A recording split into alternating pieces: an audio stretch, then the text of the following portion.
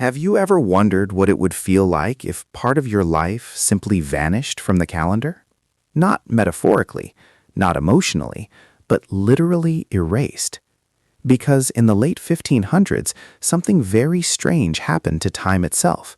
Entire days disappeared. People went to sleep one night and woke up almost 2 weeks later. For them, time had jumped forward, just like that. In many towns across Europe, confusion spread quickly. Shop owners argued with customers about payment dates, farmers worried about harvest schedules, church leaders struggled to determine when holy days should be observed.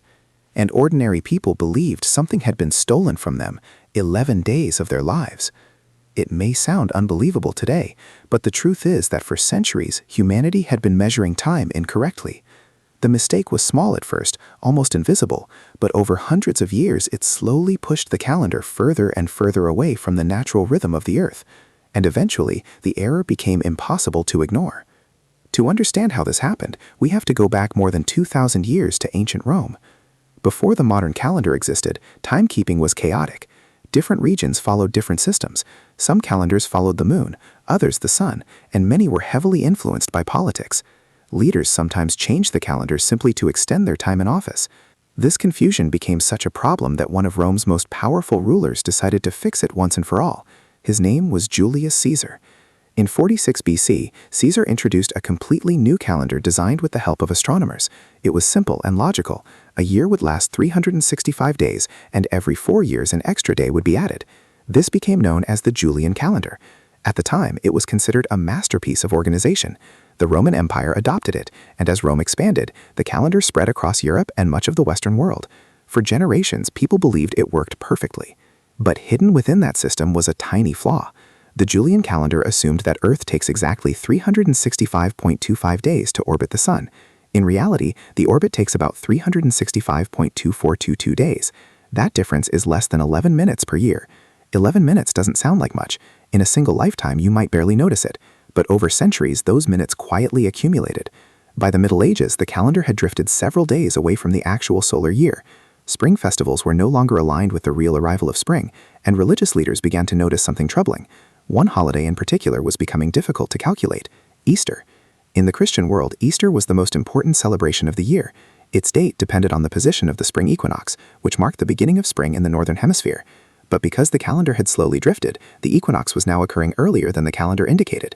By the 16th century, scholars realized that the error had grown to about 10 full days. That meant the calendar humanity had been using for over 1,000 years was wrong. For the Catholic Church, this was not just a scientific issue, it was a religious one. Eventually, the problem reached the attention of a powerful figure in Rome, the head of the Catholic Church itself, Pope Gregory XIII. After consulting astronomers and mathematicians, Gregory approved a radical solution. The calendar would be corrected immediately, not slowly over time, but all at once.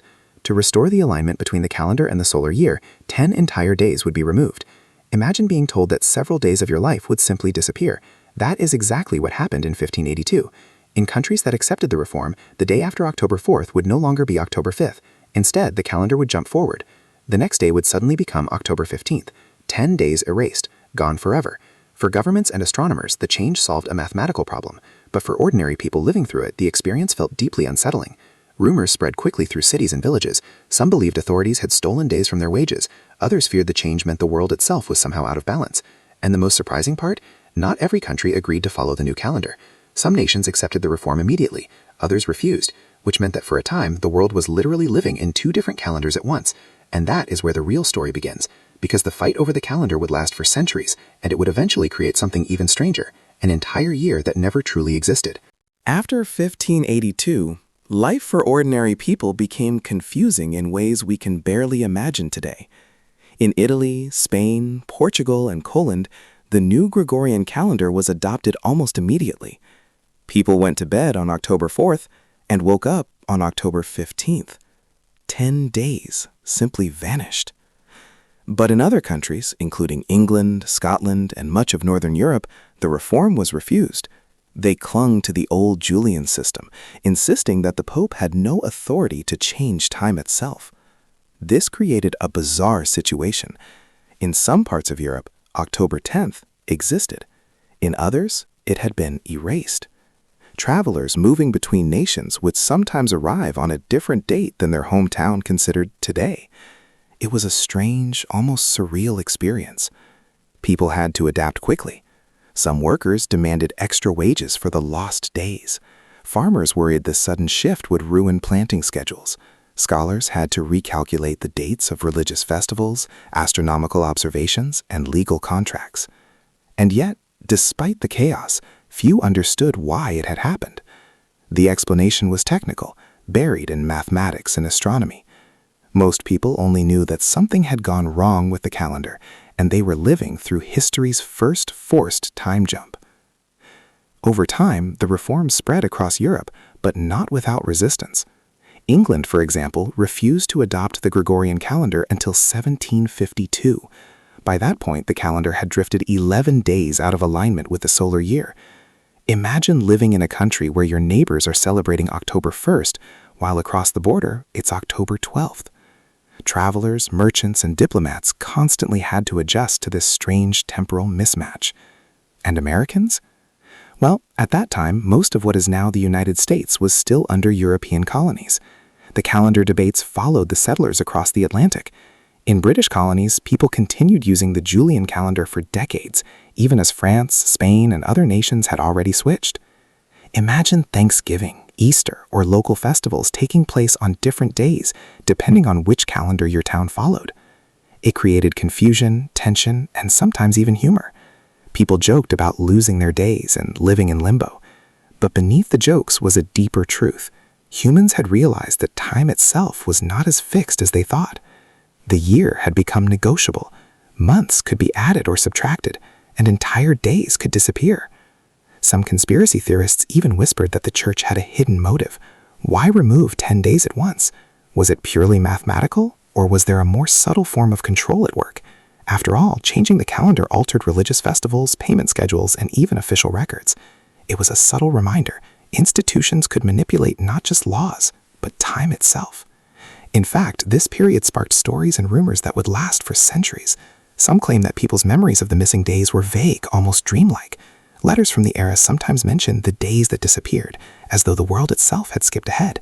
Even today, historians note that this was one of the first times a mass population experienced a forced temporal shift. And the consequences went beyond Europe. As explorers crossed oceans to the Americas, they carried with them calendars that didn't always match local time. It was possible for settlers, traders, and diplomats to literally live in 2 different years depending on which system they followed. For some families, records of births, marriages, and deaths became inconsistent. Church records, legal contracts, and historical archives were all thrown into confusion. This is why when you study history from this period, you sometimes find 2 different dates for the same event. The calendar reform didn't just erase days, it created a ripple effect that would influence centuries of record keeping. And this is also where the idea of the year that never happened really takes shape. Because even after centuries of adjustment, the missing days still fascinate us today. They are a reminder that our measurement of time, something we take for granted, is actually a human invention. It can be adjusted, manipulated, and even erased. The 10 missing days were just the beginning, because in the centuries that followed, people would begin to debate whether entire months, even years, could be missing, hidden from history itself. Stories about lost years, missing months, and secret calendar adjustments would spread across Europe, and eventually the world. It is this strange history that gives us a glimpse into the fragility of time and the power humans have over it. Time, it seems, is not as constant as we like to think. And this leads us to an even stranger chapter, the years after the missing days, when scholars, governments, and even ordinary people began to question if history itself could be erased. By the late 1600s and early 1700s, the missing days of 1582 had become more than a simple calendar correction. They had become a story. Stories of confusion, stories of fear, stories of wonder. People remembered the time jump in letters, diaries, and church records. Some claimed it felt like stepping into another world where yesterday no longer existed. In England, the Julian calendar remained in use for decades, meaning that many events were dated differently depending on where they occurred. Imagine 2 neighbors celebrating the same holiday, one on the 1st of the month, the other on the 12th. Even in America, early settlers had to navigate these discrepancies. For farmers and merchants, it was practical: planning, planting, trading. For everyone else, it was personal. Birthdays, anniversaries, and important life events sometimes skipped days entirely. Children grew up thinking some of their earliest days had been stolen.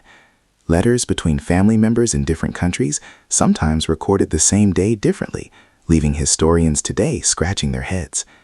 And while governments and churches explained the changes as scientific necessity, ordinary people often suspected something else. Rumors flourished. Was this the church testing obedience? Were hidden agendas at work? Or had the universe itself conspired to remind humanity that time is fragile? Even scholars sometimes wrote about it in ways that suggest awe or even fear. Some described it as a glimpse into the manipulation of reality itself, a warning that humans were not as in control of their world as they believed. And yet, despite all the confusion, life went on. Seasons continued to turn, crops still grew, people still celebrated holidays, just now on corrected dates. But the fascination with the missing days never truly disappeared.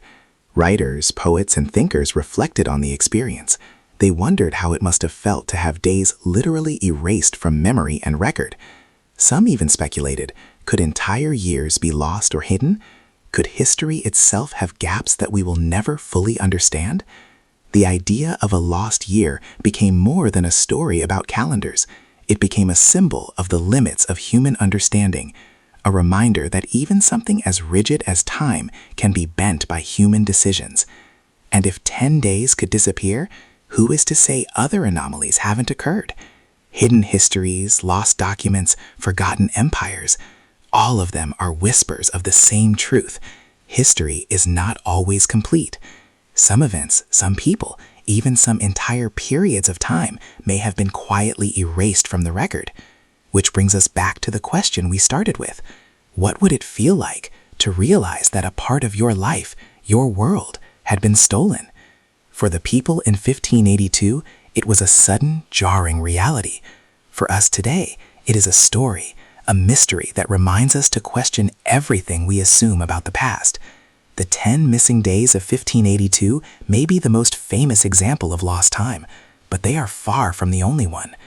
Across history, there have been rulers who changed calendars, governments that rewrote records, and scholars who hid knowledge, and the consequences ripple forward even to our modern era.